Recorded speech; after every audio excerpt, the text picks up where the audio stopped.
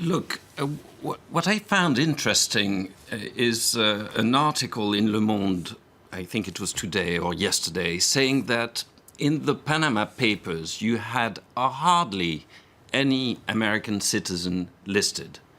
And Le Monde was giving an explanation as to why that was. And the reason why that was is because the United States have a very strong policy on these issues and are at the origin of the end of the bank secrecy in Switzerland.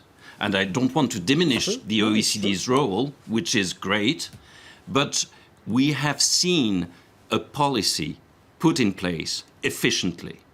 And indeed, Europe is lagging behind. But cynics would argue that it's also because the U.S. has on its own soil tax havens. But that's nonsense, because if I am an American, I will not hide in the US. So this argument is just nonsense. I mean, that's something used to protect Panama. But that's a very fair point. The US has been in advance to protect itself. And that's why you don't have that many Americans hiding in Panama or hosted by this company. That's for sure. The US has its own problems. For non-US people, you can incorporate still in Delaware if you're not an American, a single LLC limited liability company. And if you don't do business in the US, nobody will know. It's an offshore company which is completely opaque. The US announced last week that they will put an end to that by the end of the year through regulation, meaning it doesn't need to go to Congress, which means that that's a serious progress. But I agree with Frédéric when she says that the next frontier is to put an end to the veil of secrecy on all these offshore companies, to have